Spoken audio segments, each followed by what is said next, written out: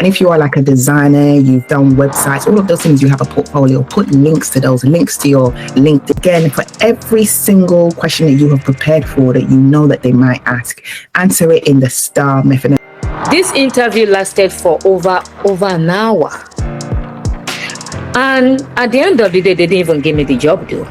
Yourself is, who you are as a person. So I am this professional with this amount of experience over the years. The kind of things that have led me into my career has been this opportunity thing. Everybody has weaknesses. So what is essentially the best weaknesses that you have, so that you are, being honest? Then talk about it in a work context, right? Now, so eye contact, firm handshake, look smart, like dress the way it makes you look good. But I think also research the company and their dress code. What kind of person would you be and how would you fit in the team? Well, try to avoid being void during career breaks, right? So like in doing nothing during career breaks. I know there's... If you could give only one piece of career advice, what would that be?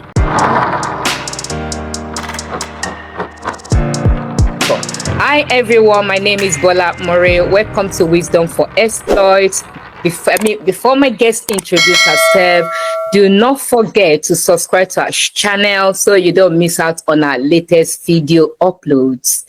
Hit that subscribe button and ring the notification button. Thank you. Over to you, my wonderful guest. Please introduce yourself. Hi, good morning or good afternoon, good evening, wherever you are in the world listening to this. I am Gladys Williams. I'm a business professional, business operations professional or sales operations.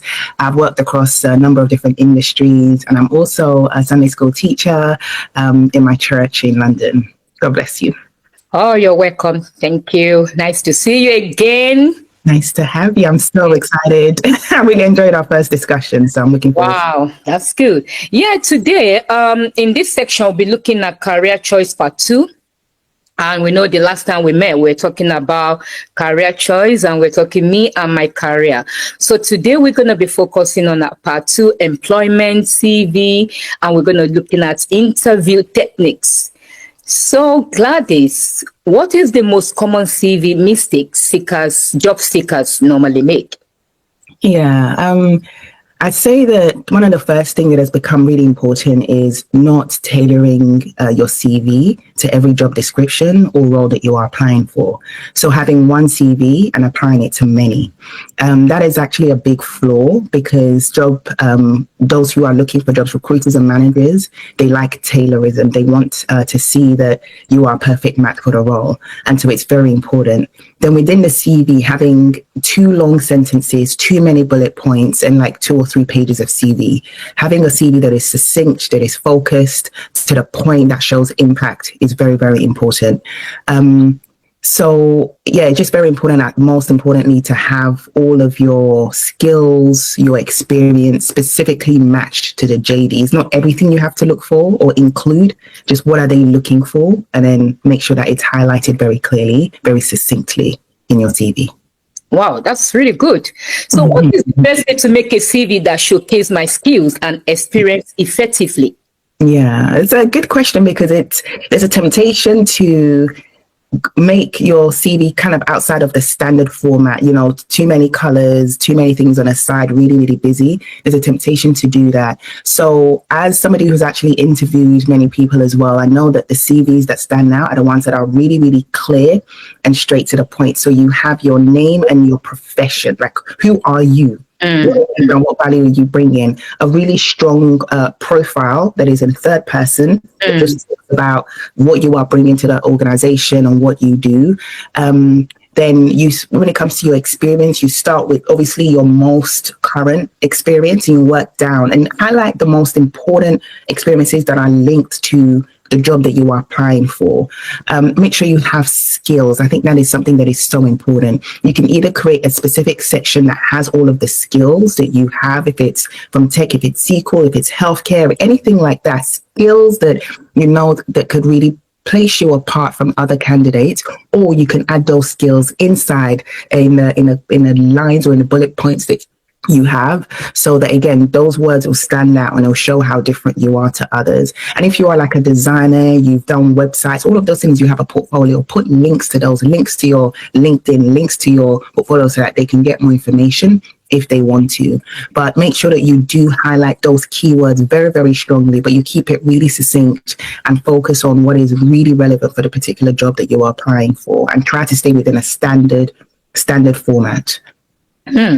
That's wonderful. Actually, this question I'm looking at is what subtle elements in a CV can make a world of difference to potential employers? Yeah. So I know you've mentioned that, okay, bullet points, make sure you separate things and write it in a good way. Yeah. Yeah, I'll say two things here. So number one, keywords. Keywords. And to most of these recruiters now, they use tools and systems that has these algorithms that will match the job description, the words that are in the job description. How much is there a correlation with what's on your CV? And so it's so important, like I was saying at the start, that you look at the job description. What are the words that they are looking for? Then look at your experience and make sure that you bring that out and pull those out very specifically. So in every single area, try and cover as many of those keywords. Obviously, don't make them up, but try and match those. Like, that is so important, because you won't even get through the first stage, which is the computer saying, yes, this is a good match, right? So even to get to that first stage, to actually be open to have an interview, making sure those keywords are really important. And then when it comes to like the recruiters and the managers reviewing the CV, showing your impact. So not just what you did, but what were some of the results that you drove, and putting them in numerical format if you can. You know, I achieved X amount of my target in 3 years. I did this and I did that, and showing specific impact that you did. And I think those two things really stand out, because it's not just word laundry list of everything you have done, but everything that you have driven and the impact, that value add you've done for the company. So keywords and impact, two very important things in CVs. Yeah, but I just want to ask this question before my next one. Yeah, I know you mentioned keywords, and I know you mentioned that people should be specific when they're doing the CVs. But what about if you have so much, maybe I've worked in about 10 organizations and I did the same thing, you understand? And now I want to create a CV. Okay, let's say I've been using my old CV. Okay, I've been management, what's it called? I've been into management. Let me just put it that way. And now I want to go into another organization. And I know I've done it in the ABC company, DYZ company. So I've got about 5 companies I've worked as a manager or the management department. And my CV is not going to be so long. And I want to put everything I mean, all the skills I've acquired and all those stuff, my experience, I want to include it on my CV. So what do you think? And I don't want to exceed that. Yeah, absolutely. So I think exactly you have said that. If you want to highlight management, I would say, first of all, put that in the profile section. 10 years of management experience, like that should be highlighted at the very top before you even go into your experience. So call out the things that you know are really salient, or what you want, the role that you are looking for, what your value is. You say that management. So call that out very specifically. And then in every section of the experience that you have, try to make it different as possible. Even if you have done the same thing, there's no point of repeating all of it, because they've seen that you can do it. Say that you have 10 years of management, right? So in your last role, in the current one, you could talk about management, but if there's something else that you did, or that you've done both, maybe just call some of them out in a different experience, not in a first, so that you have 3 or 4 bullet points each, but they're all different, and it shows a variety, because they're reading everything you have done, not everything you have done in every job as well. So in a spirit of succinctness, I'd say make sure every experience is highlighted differently, but call out what you really want to call out in the profile section at the top in third person, because it just sounds like someone's writing your biography for you. Wow, thank you very much. Thank you, Gladys. So because you've already explained, I will just jump the other one, because I'm looking at the transfer. Do you transfer your skills? You understand, to demonstrate that to that industry you're going into. Transferring skills like, okay, now I've not done, okay, let me say I want to go into business analyst, and I've already done management, and now I've not done it. So now I want to transfer my skills. So how will I put that in my CV? Yeah. So again, the profile is so important. This is why, first of all, you have to have a different CV for each job description that you have. And then yeah, but what if I've not done that particular, and this is the only CV I have, and I know that, okay, I've looked at the job description. Okay, it says submit your CV, and I said, okay, I've got about 2 things I've done in the past that links to what they're looking for. Then anyway, when they call me for interview, I'm just going to defend myself. So yeah. So you're saying that there's only 2 things out of, let's say, 20 or things that you are looking for. I am actually still a fan. If, first of all, do you believe that you can do this job? Like, really and truly, from everything they're asking about. I think that's the first thing, because there are many, JDs that you can apply to, but most of the times I'm like, this one is a long shot. Actually, the role that I'm doing now, when I got the job, I highlighted and about maybe 3 or 4 things that I hadn't done, but everything else, 8 or 9, I had done. So I still went for it. Exactly. I'm praying and I'm going to go for it and see.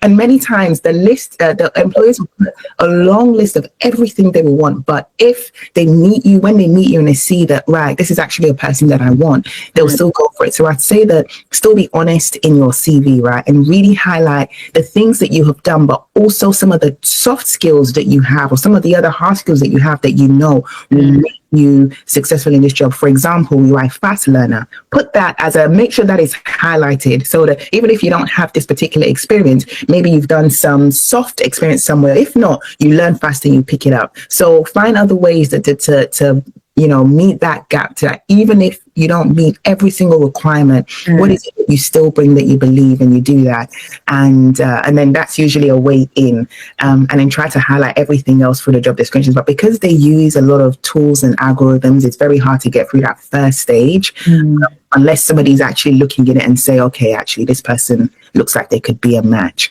But they're always soft skills, and they're always skills that are transferable in every single in roles, right? Managing stakeholders, building relationships, software. So all of those things, just bring them up, because no matter what sort of job you do, you need an element of all of that. So talk about some of these soft skills that are transferable, in what you have done, and highlight those as well, because they would, they would help you in the interview, but also in the role.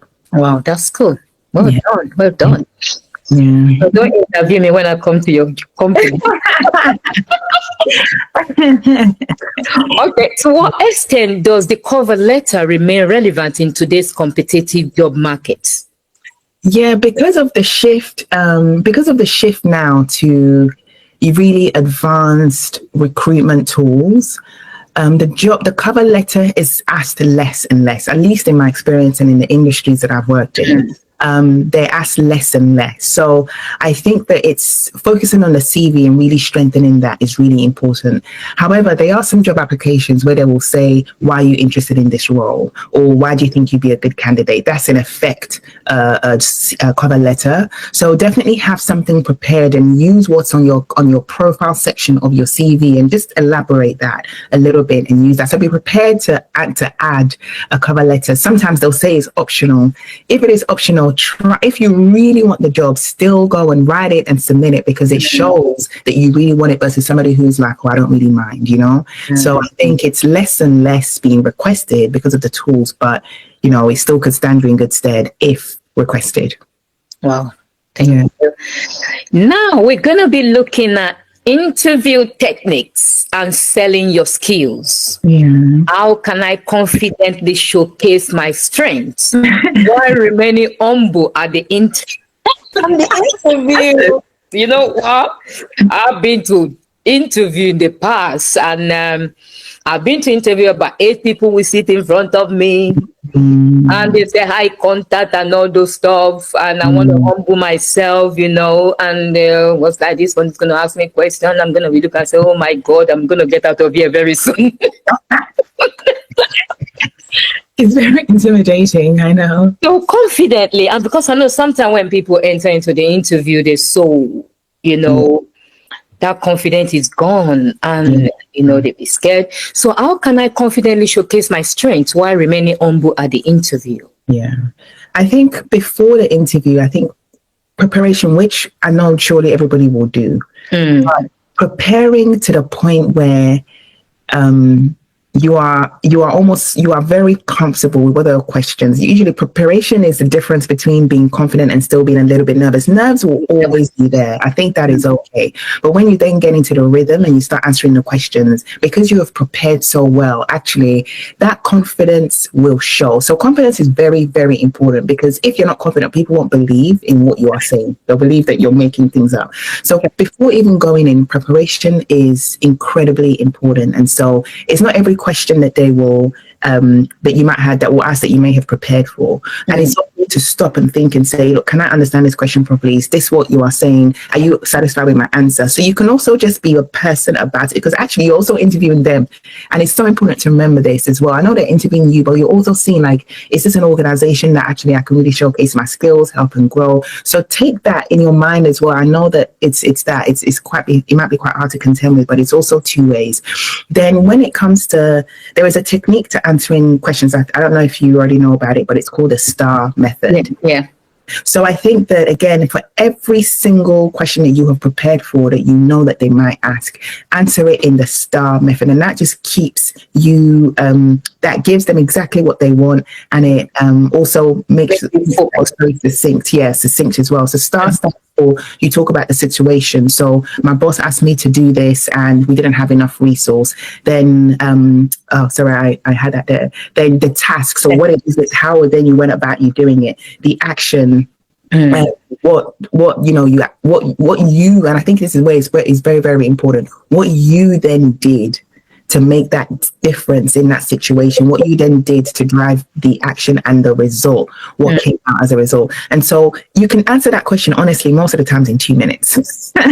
You can answer it in 2 minutes, 1 minute, 1.5 to 2 minutes. And I think when you prepare and you answer it in that way, you're giving them what they want. You're very succinct, you're to the point. And if they want to ask more questions to follow up, you can do. But using the STAR method will help it be focused, help it be succinct. But preparation is so, so important. The more you prepare, that natural confidence will come in. And of course, as children of God as well, like prayer, like just praying for the confidence as you go in. And that confidence, people who are naturally very, very confident, that's okay. People who are less so, I don't think it will ever be a case where you're too confident. It cannot go to that way, because that humility will still be in there, like, because that's who we are, and that comes out. So the more confident you are, the better, especially if you're coming from a place of humility.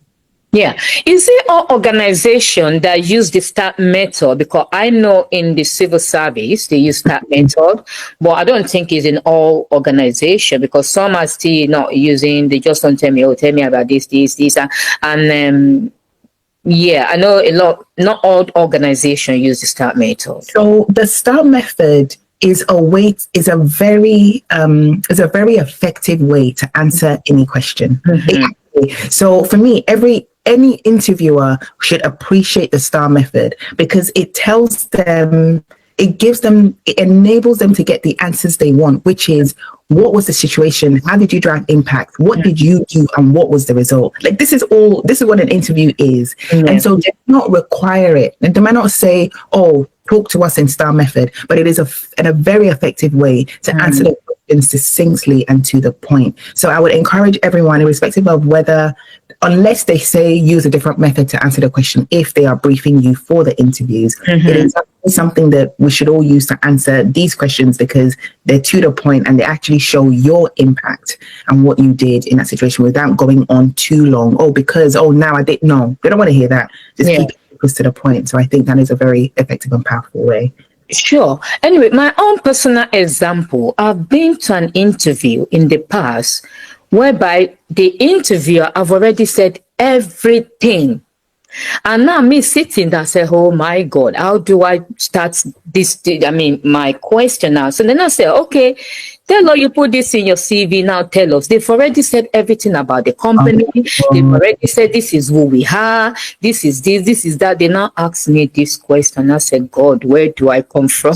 So in that scenario, even sometimes when you appear before, they say, oh, welcome, and we are this, we are that, this is me, this is that, this is the company, this is what we do, this is the job you are applying to do, and they've already mentioned everything. And now me coming, even me, before you even tell me about, because that's the next question I'm going to ask now, tell me about yourself. They've already said the whole story, and I don't even know where to come in.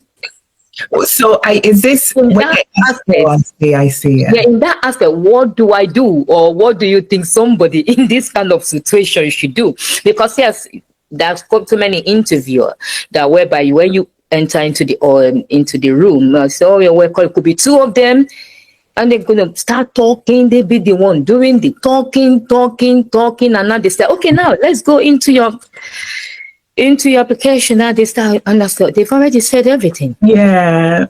I mean, so first of all, you can use the opportunity. I didn't say this earlier. Sorry. One of the answers is also with your last question is to ask questions as well. Like I said, you're also interviewing them. So making sure you ask questions. And this is an opportunity you can do that. Yeah, but the asking question will come at the end of the interview, because now say after the interview, you talk.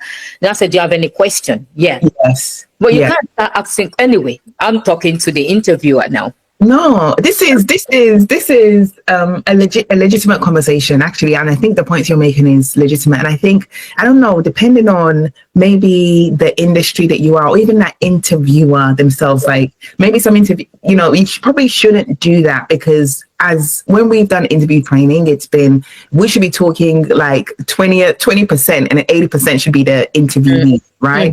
So that is something that probably isn't right. And when it starts to get to that stage, then maybe asking them for clarification question. Oh, I've noticed that you've already talked about this. What would you like me to highlight in this question?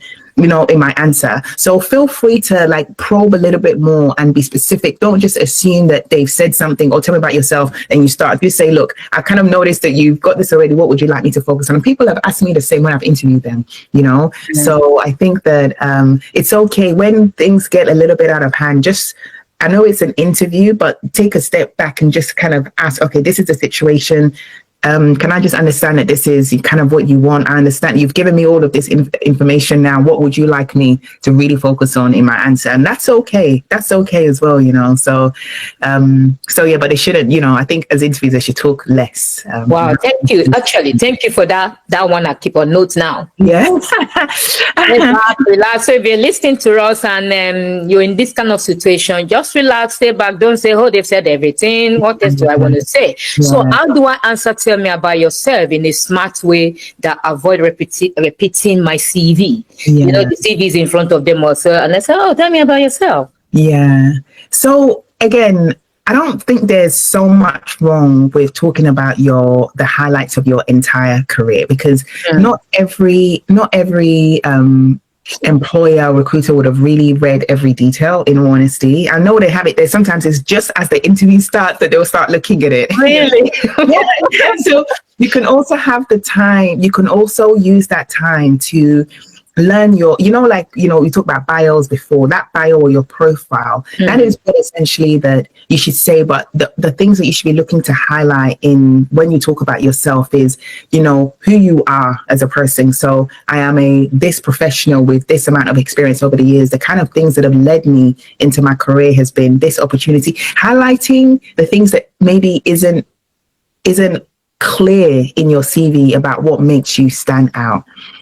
There's somebody who would say, for all of my roles, I haven't actually had to apply with managers that have reached out to me. Just shows that I have a very good relationship with stakeholders, and I'm very good at building that. And so this is why I'm really interested in this role, because I see there's a lot of opportunities to manage stakeholders. So use your answers. You're prepared for tell me about yourself to also answer the question about what stands you out for this role. Not just I've done this, I've done that, but at the end, say why you are interested in this role. And then you can sort of get to that. So I think it's an important question, just to see how confident you are in talking about your experience, because it will show, is everything you're saying about yourself true or not? So I think practice that and use it as a means to show why you are interested in the role and why you'd be good at the role. Use that question to answer that. And I think then it's no longer just about your CV, but you're already ahead in answering showing them why you'd be good at the role. This question I also think is and should be asked less and less, just because a lot of it is on the CV. So usually when I interview, I'll ask, why are you interested in this role? What is the interest about this role? What enthuses you about this? And then you can see very, very quickly that this person, what they're going to bring and why. So you have that answer to the question, even if it's not asked, because it's a good way to to sort of, stand you out, stand you apart from others. Wow. Well done.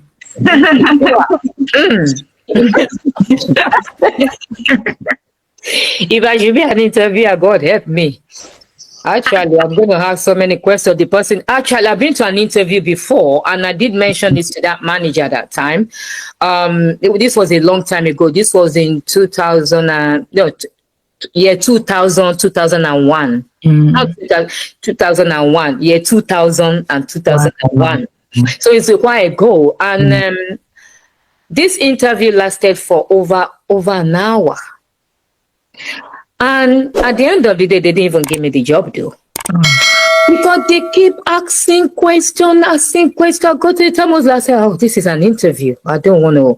Let me just calm down. And they keep bombarding me with questions. Oh my day, what job am I doing? And then, so by the time I get to the center, we normally do our CV those days, and they help us to look into the CV application form. That time is application form and all that.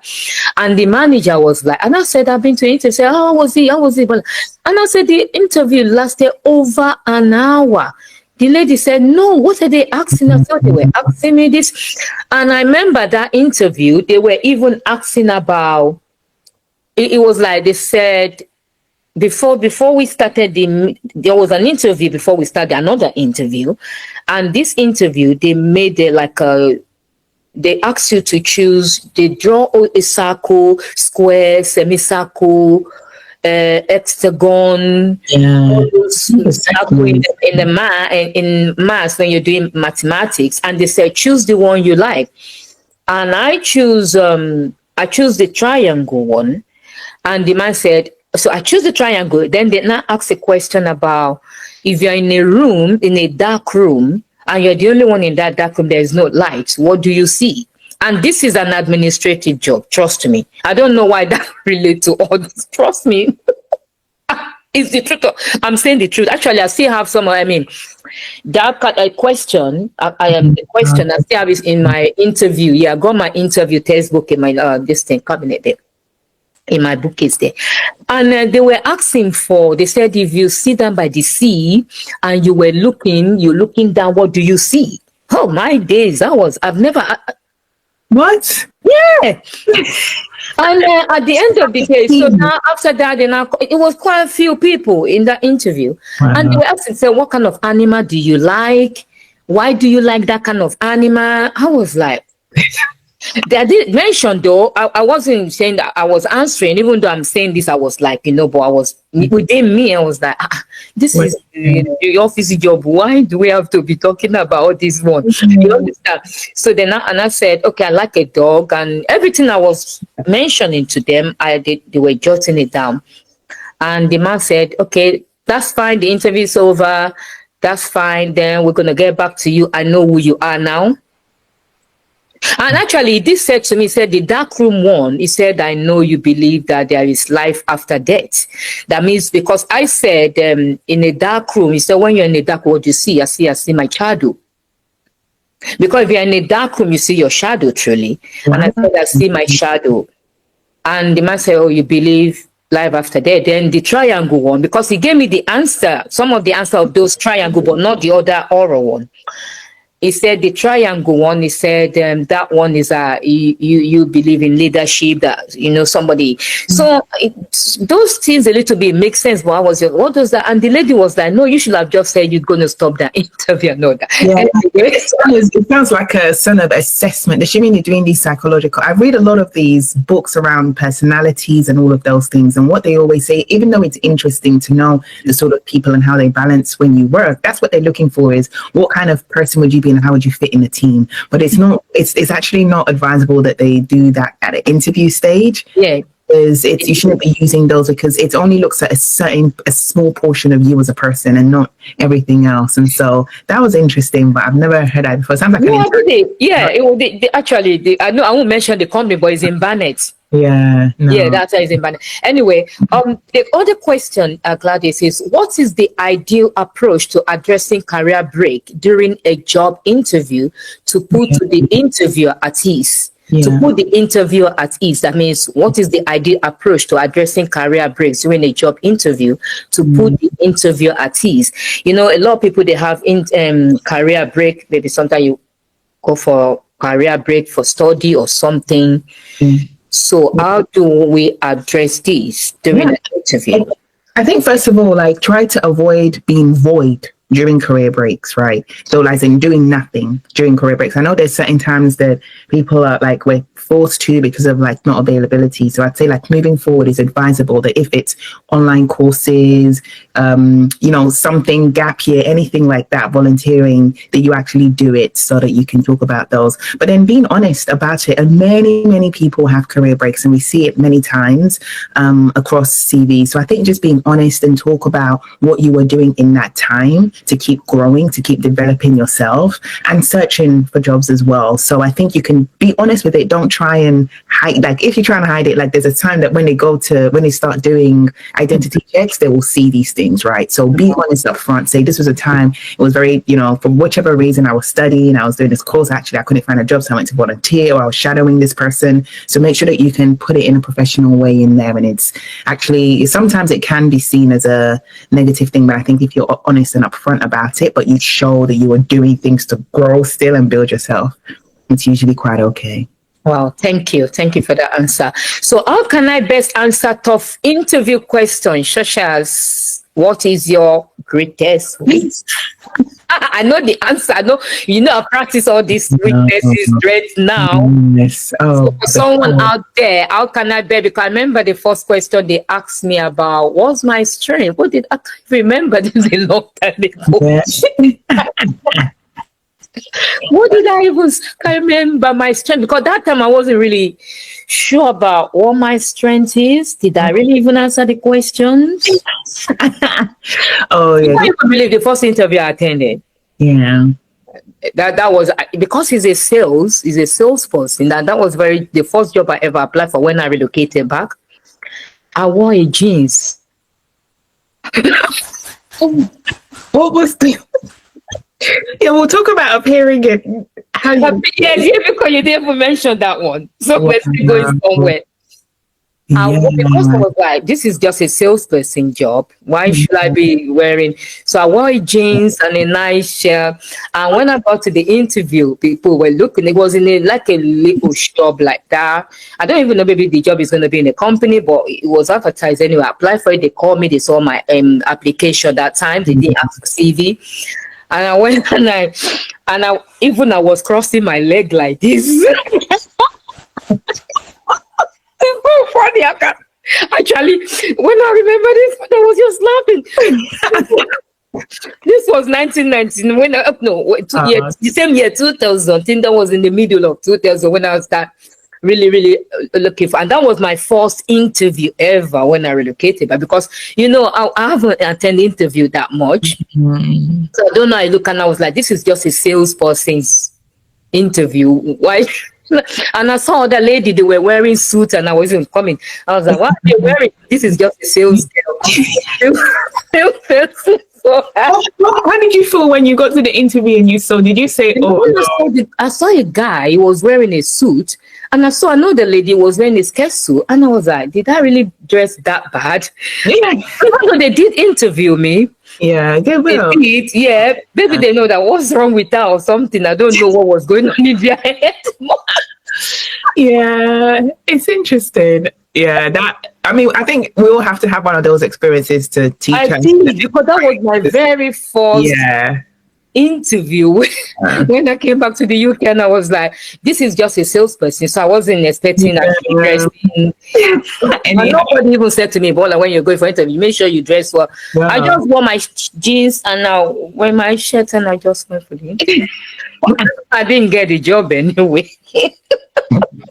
I'm sure even if they loved, it's little things like that, And I said, because I had a little experience when we had a long break, like this summer holiday. Yeah. You have been back home as well. So when we were in, I'll call it what's the year now? Year 10, I'll call it going to year 11. We had this long break. So I did a little bit of sales something. Right. Yeah, I did a little bit of sales, and I think it was my mom friend. I did that also. This one is like in-house thing. They just say, okay, my daughter will just come at least just to wind up time. And there's another one I did in a deodorant company. And that one, they just gave us the job. So I don't really know all these interviews. Yeah. Yeah. Yeah. From when we were like, I guess from maybe 2004, 2005, that's when there was a lot of focus on interview training. So maybe it wasn't really a thing as prominent then, but definitely once you had an interview training, like how to prepare for an interview, that changes everything, including. No. And I got a textbook actually. I got a textbook of interview. So I bought that book, and since then I've been really, and interview address. Yeah. Even when I ask for feedback, they always say, "Oh, you dressed well, you did it. Okay, let's go." Now they're gonna listen to this. How can I best answer a tough question, such as what is your greatest weakness? So these sort of tough questions, I believe that they ask to show self-awareness. How aware are you about yourself in the context of professionals? Like that's really, really, truly like one of the reasons why they ask as well, and how honest you are. So I think it's important to a degree to be honest, but what you have to do is that there are many things that are weaknesses. You have to talk about the best of the worst of them. Don't talk about something so detrimental. Talk about something. Everybody has weaknesses. So what is essentially the best of the weaknesses that you have, so that you are, being honest. Then talk about it in a work context, right? And then the most important thing is talk about how the fact that you're aware of it, how you address it, and how you have been able to overcome it. I think you have to end with that. So as an example, and I'm going to be very honest with you, naturally for me, I'm a very impatient person. I like things done very quickly. And when people say I'm going to do something soon, to me, soon means the next hour. But actually soon from then could be in a day or 2 days. Yeah. Delay, it starts to get, what's going on here? And so I'll talk about this, but what I've actually been trying to do is clarifying, when do you think you're going to be able to do this? Okay, let me know if you have any questions in between. If there's a delay, let me know. And so I know that when it comes to that, I try to be more patient with people by understanding what they mean by when they will get it, and actually writing that down, being clear on when they're going to deliver it, so that we don't get into any issues of different misunderstandings. So that's how I'll answer this question. I'll be honest about that, but I'll say that this is how I address it in a work context so that it doesn't become problematic. And so I think just being honest about that, choosing the best of your weaknesses, and then talking about how you are aware of it, but how you use it, how you are overcoming it in your day-to-day. And that's the best way you answer that question. And your strengths, the same thing. Talk about your strengths and how you use it in the workplace with your colleagues to better others. But it really is about self-awareness. Do you know these, and how do you handle it? Yeah. I think my one, if I have to answer that question, I would just say feedback, giving people feedback, because everybody likes to accept feedback. People receive feedback in a different way. And sometimes it's so difficult to give people feedback. Yeah. So how are you? But then you have to answer. So how are you addressing that? So what I try to do is I don't know if you are, but I think it's important that if we're not doing that, make sure that you end that question with how you are trying to address it, or how you would address it. So moving forward now, I will try and be more conscious of people, so that if they ask me for feedback, I'll say, look, give me 3 days to think about it, and I will come to you, and I'll do it in a way that's comfortable to me. So maybe not face to face, but over chat. So answer it in a way that shows that how you would address it, so that they can see that you know your weakness, but you know how to overcome it and manage it. Thank you very much. Wow, yes. I think the next interview, I'm going to just be flying. And I think somebody listening to this, they're going to be flying as well. Wow.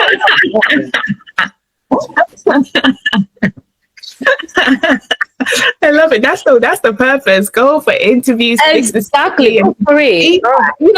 Feedback as well. Let us know. Actually, most of the weakest points of people when it comes to interviews, not that getting interview is so easy, but getting the job is the problem, because a lot of people don't sell themselves. Honestly. And some people, they sell themselves, but when they get the job, they can't defend it. Yeah, in genuine, you cannot be dishonest. You like that. No, they're not. You see, let me say something. People are really, when they practice stuff, people can really, cram things. And when you get to the interview, you think, wow, they're like actor. Yeah.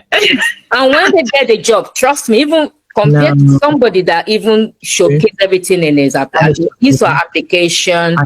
And maybe they couldn't sell themselves, but they just say, just try me, give me this job. And some employers do say, okay, let's give her a try or him a try. And they say, wow, thank God we did.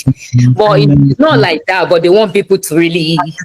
I agree with you. It fits a one way of people who are able to speak and sell themselves very well usually get it, whereas those who could be actually more excellent at the job but are not good at selling themselves. But that is something, I think it's around discernment from the interviewers, and the more people they interview and then they hire and they see, the more they start to know. So I think a lot of it honestly does come down to the interviewers in all honesty. Because it's not just because you're a big talk or anything. Like really genuine good people may not be able to sell themselves, but you can see they're good at what they're doing, and so they just have to give them that chance. So you just have to pray for favor for the interviewer to see that light in you. It's not always those who can really talk well. Let me say that. Because I know actor, there are a lot of actors there. You see people, some people, they can cram things and practice like an actor. You don't need to read your script before you do a movie. But some people are anyway. Like you said, favor. So what are some ways to highlight my inexperience as a strength in an interview? And again, this is something I think that is expected. It's common. It's not, if you're going for a job and it's just everything that you can do, even for yourself, you have to ask yourself, how will you grow? So there should be an element of inexperience in the jobs that you're going for, so that you yourself, you're learning new skills. That's how you apply. So I think with that, in that situation, showing willingness, showing motivation, showing that you are a self-starter, and talk about other experiences that you have gone into where you hadn't had experiences, but you had to learn to do it and how you did it. So you can say, look, I may not have experience in this field, but actually in the job that I'm doing now, I came and I'd only learned to do 60% of the role. How did I learn to do the others? I shadowed people. I researched, I read, I asked them to take on tasks, and I learned very, very quickly, so that in a very short space of time, I was able to do it. So you have to show, when it's okay if there's not exactly everything you're able to do, but you have to show in your interview, through your CV, that you are a self-starter, you're a fast learner, you're able to, do things that you haven't been able to do. Genuinely, you have to believe it as well. Don't go in and say you can do it and you can't do it. Oh, I've written code and you haven't written code. Don't do that. Or something like that. So I think it is okay, but you just have to show that in the past you have been able to learn things that maybe or a requirement, and you learn it quickly, and you did that. So think about those things and showcase it both in your CV, in your profile, self-starter, motivated, like I learn very quickly, I do things really quickly. And I think that in itself, many times, actually, I think is what a lot of interviewers are looking for, is somebody who you can give them the job and they'll do a good job of it, with little or no assistance. So I think, does that answer? Yeah, that's good actually. Yeah, that's really good. Yeah, fast learner and all those stuff. Yeah. Wow, that's good. So what body language shows confidence in an interview? Yeah, I would actually like to ask you, I think you know this since you've interviewed. You think so? You're interviewing in the job, the workplace. I can interview people, but body language, actually, I watched a lady interview, and the lady she was so good. She was just talking as if she was talking like we are discussing the interview. And she said, I know that the body language was so good. So actually, I think body language, you just be calm, smile, and don't be too frigid. Just be yourself. And I think I'm answered this question for you. And I think in an interview, so you need to be careful. You see, some interview, they want to see you if you're an intruder. That's one thing I've come across, because I've been to so many interviews in my life. And some they will think that you're an intruder, so they'll start discussing about their friend or something, or maybe they're discussing about football, and God help you, don't forget that you're in the interview. And you now put your mouth and say yes. Professional. So I think those are the things we need to. So I think we need to just relax and smile, be happy, as if it's an interview, it's an introduction. They're not eating you up, isn't it? Exactly. I think You sometimes sorry you didn't get the job and it's you move on okay. with your life. And Yeah, exactly. But the body language, yeah, is so confident that okay, yes, I'm exactly. confident. Don't be too serious. No. Exactly. I think, like you said, eye contact is very Yeah, important. So I if you have a panel looking at each of them as you are speaking, I think firm handshake, Miles, don't yeah, drink. smiling is that one is probably the most as you are speaking. And I think many times too, when you are excited about if you had talk about the experiences that bring you joy that you get excited about because that will show. When you talk about, oh, this time it was so challenging, this keenness, this they see it as well. So try to think about the experiences that I know sometimes they'll ask you about tough interviews. I mean, tough experiences don't take you there, but try to enjoy it, enjoy talking about it because by the time you get to an interview, you've proven that you have a lot of what they're looking for and they want to get to know you. So if you change your mindset to like, actually, this is a conversation to showcase and highlight my CV more and show why I'm very good at it, maybe a lot of those nerves. So eye contact, firm handshake, look smart, like wear, dress the way it makes you look good. But I think also research the company and their dress code. Some dress companies, it's very smart. So you have to be suited and booted, top to toe. Other companies is actually business casual. So if you go wearing suit head to toe, show that you haven't researched. So research the dress code of the company and try to look a little bit smarter to show an effort, of course. And then when it comes to the interviews in itself, one thing that shows interview is, again, that one thing that shows confidence, pardon me, is if they ask you a question, you don't understand it, it is okay to say, this is how I understand the question. Is that correct? You can ask them that just so that you can clarify, so that you're not asking, you're not answering a question in the wrong way. So it's okay to be that. That shows a lot of confidence. And at the end, you can ask, look, were there any questions that I could answer differently? Were there any questions that I can give you more clarity on? Asking that as well shows that you're really thinking about it. You recognize that maybe you didn't answer some questions properly and you're trying to give yourself another chance to do so. And if you have the information, you can always follow up after as well to say thank you. Some of them do, some of them don't allow that communication. I really enjoyed our interview. Here's a follow-up that I was talking about before, and I look forward to hearing from you. So all of that can show that, confidence in yourself, but also the way you come across, and also like not, folding your hands or anything like that. Being relaxed and, down. gentle, motions and movements and that kind of thing. So yeah, I hope those will help.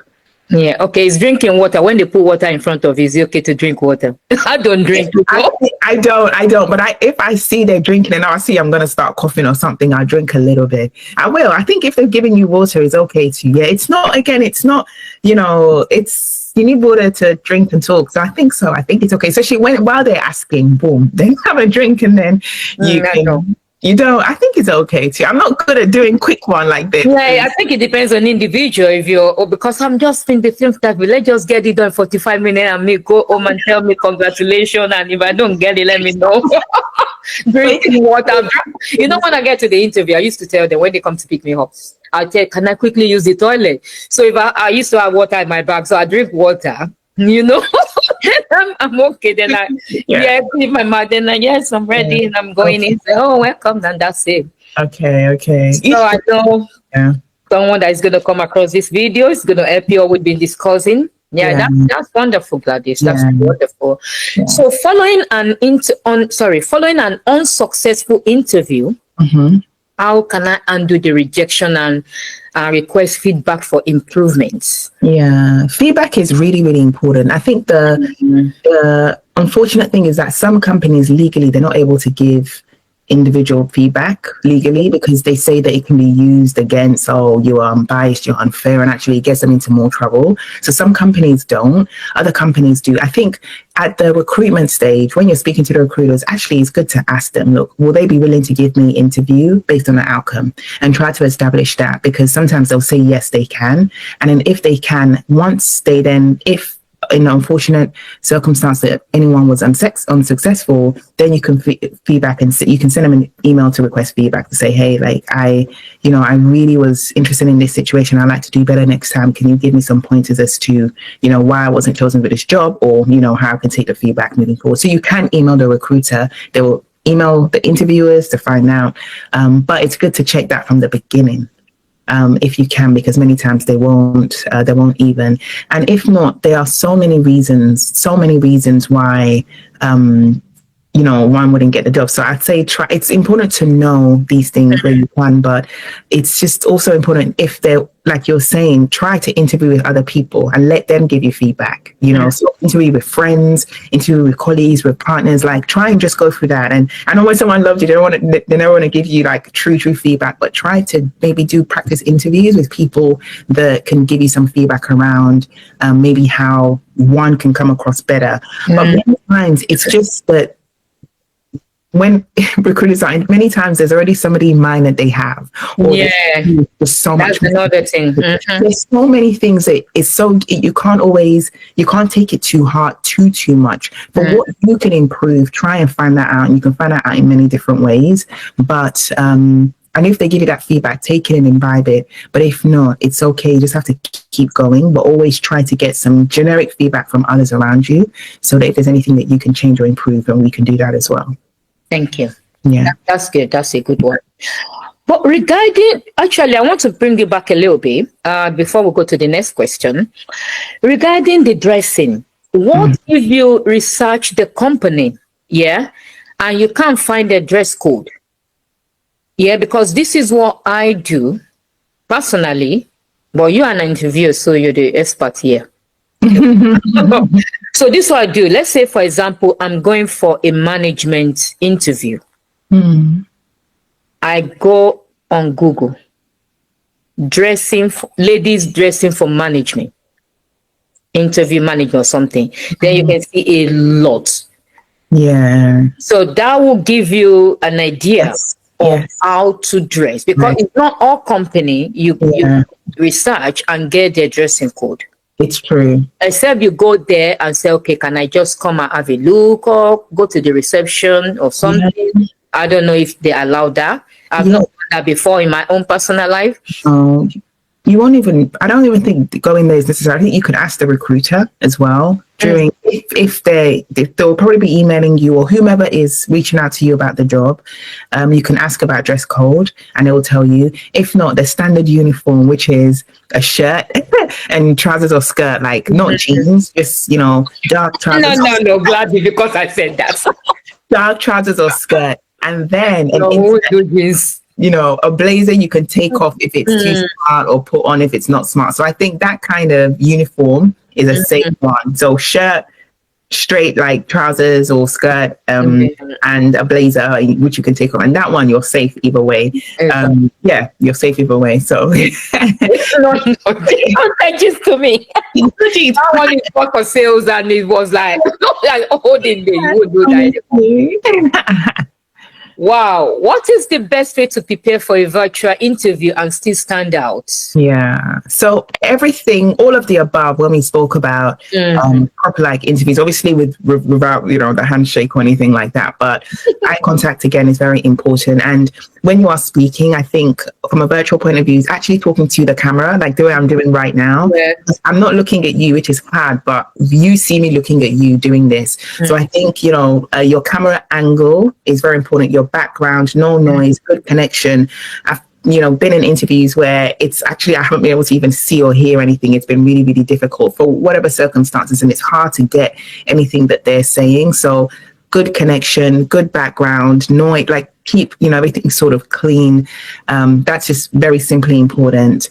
And then that preparation is really, really important. What people I've kind of noticed that tend to do is, because it's virtual, you can have your notes there, you can read, but it starts to feel quite robotic, the interview. It's not as natural. So irrespective of it being virtual or not, just still prepare all the questions that you potentially could ask. Think about your experience and try and let it be as natural as possible, as opposed to like looking at notes, because then it's unclear how quickly you're able to sort of answer the questions that you are. So everything that we said earlier, good, body language, good eye contact, but just make sure that your setup is good and it's clean. And I say, like, have your camera angle like this or something where you're like a third of the screen so they can see your angle and maybe things like that. So that's really important. And prepare. I cannot emphasize that enough. Thank you. Yeah. Thank you. Yeah. The next one is what single surprising details about the company's inner working or workings, environment, or culture most frequently takes new hire by surprise? Do you understand that question? I do. So Yeah. yeah, like what is it? You're expecting a certain thing, and when you start, you're like, "Whoa, this is not what I thought or I saw." Right? Culture, their working environment, what is going on inside, you know, because you are seeing them from outside when you apply for the job. Now you're inside, you say, oh, this is what they do here. Yeah. Actually, I'm sorry, I couldn't have one answer. There were two because I see these two that are so pertinent, and I'm just taking from general experience that I've had. So one element of that, I'd say it's like actually like their systems and processes. You'd be surprised how many times companies they will, like from the outside, especially even names that they'll seem like things are working. This is all good. This is all wrong. But for many reasons, inherently, basic things, quote unquote, basic things just don't work. And you're like, wow. So instead of using a tool for this, you do this on paper, you do this on that. So many times we think a lot of companies are more advanced than they are, not necessarily because they say so, just because we expect it, or because companies, they go through a lot of changes, so things don't work. So I find that that's usually number one thing, is that you think that everything is kind of working properly and okay, but actually the systems don't work and everything is broken. Number two, which is always so salient, I think it's kind of the people culture about it as well, like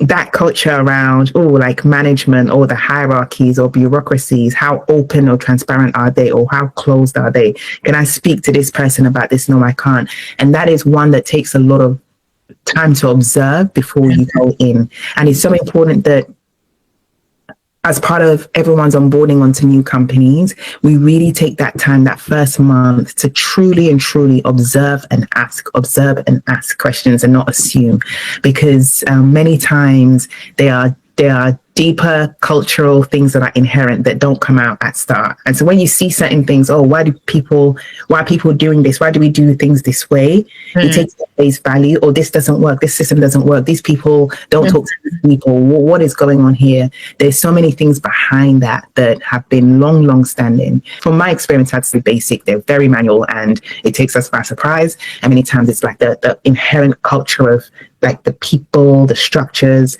and who you speak to and how things work, and those kind of personalities that are at hand as well.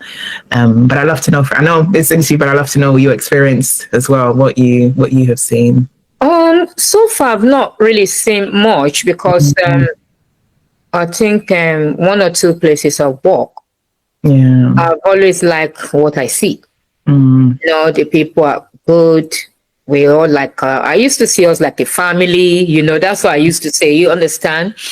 And based on the culture, everybody respects each other culture. And we collaborate a lot. So that's one thing I enjoy in my own experience, from my own experience, based on my employment, from my employers anyway. And but I know some people is like, I remember I went for an interview. I'm not going to mention the company. It's a government organization. And I entered, actually, as soon as I entered there, we started the interview, see the way people work, because I was during the working hour, and I saw, and maybe because I'm used to me and myself in the office, or only two of us in the office, maybe because I'm used to that culture, than you now sitting like a classroom, everybody, that kind of sitting. Yeah. You put your bag on the floor, and everybody with their computer in a little. You don't have your own private office and all those stuff. So I was like, oh my days. Actually, I went for an interview and I sat down there and said, God, if I got this job, am I going to be able to work in this kind of environment? Because the environment has already even put me off. The building is nice, Central London, very good and all that, but in that particular organization, I think even the receptionist office are better. All those professional manager, the CEO and all those stuff inside there. And I was like, I don't think so. And so many other things I see based on my own belief, which I think, I don't want to put your head in this one. Yeah. Even if they didn't even give me the job, and I did ask the lady, like we talk about feedback, when you go for an interview, and I did send an email, say, oh, thank you so much. I'm grateful that you invited me for this interview, and it's a privilege to meet you on your team. Could you please give me the feedback to see where I can work on and all that? I did that twice. She didn't even reply to me. I said, praise the Lord. You see, sometimes when things doesn't happen, you can't force it. It's not. Yeah, exactly. Yes. So, okay, my last question is that if you could give only one piece of career advice, what would that be? I love this question. I love this question. It's a tough one. But I would say be known to be very good at something. Whatever that is a strength of yours, is unique to you. Do it and do it very, very well. And I was quote scripture, I was thinking about this. I know Colossians chapter 3, verse 23, 24 says that whatever you do, work at it with all your heart as working for the Lord, for not for man. Now, work is not everything we do. Work is one part. We have family, we have ministry, we have all of these things. So that gives perspective. But in the work that you do, I really do believe this, that you do it as if you're working for God. And known to be good for something. What is your signature? What is your repertoire? Are you diligent? This girl, she's good. Just give it to her. Give her this problem, she'll fix it. Yeah. Like he's done this in the past, let him fix it. Whatever it is that is your strength, do it well, and let that be your reputation, and that will follow you. That will follow you through everywhere you go. When you are serving God, not man. Even if boss here may not be, you're serving God. Just focus. Do what you're supposed to do. Do it well. Pray God for wisdom, for guidance. He will give you advice, and he'll give you ideas as well. I have experiences where I had trouble, and I was like, God, I need ideas, and he literally gave me ideas to go into work and fix things and solve problems. So whatever it is that you do, be very, very good at serving God and not man, and do what you do really, really well. Thank you. Diligence. Yes. A man must be diligent in whatever they're doing. Yeah, exactly. You may not be good at every single thing, but what is the one thing that people say about you is good? What do you want to say about you? And give it your all and do it really well. Me, I'm good at talking, innit? You're articulate. Well, you're in the right. You're good at many other things, Auntie, as well. But you are in the right, right environment. Everybody that know me, they know I talk. Either in the church environment, work environment, like a talk show now. You're doing all outside there. If I'm going to work, they know me. Even people that haven't seen me now in the underground, they say, "We've not seen you for AG," because I'll keep them company. By the time we get to bank and change, everybody change to where they are going to. That's beautiful. Anyway, Gladys, thank you so much for your time this morning. I really appreciate. Thank you so much, and I believe that this interview, employment, CV technique we've talked about, I believe it's going to help one or two people out there, and we can see where we're making mistakes. I will now go back to my CV, and I'll start going back to my CV. Now, actually, I have 2 CVs now. That's good. Yeah. I have my career, the one I just finished, and I have another CV for the one I've been using for ages. Based on what comes, and so I think it's good that you have different CV for different skills you have, which is very good. So thank you so much, Gladys, and I'm really grateful for this. And hopefully we shall meet again. Of course, right. It's been a pleasure. Thank you so much for having me. Oh yeah, thank you for coming. God bless you.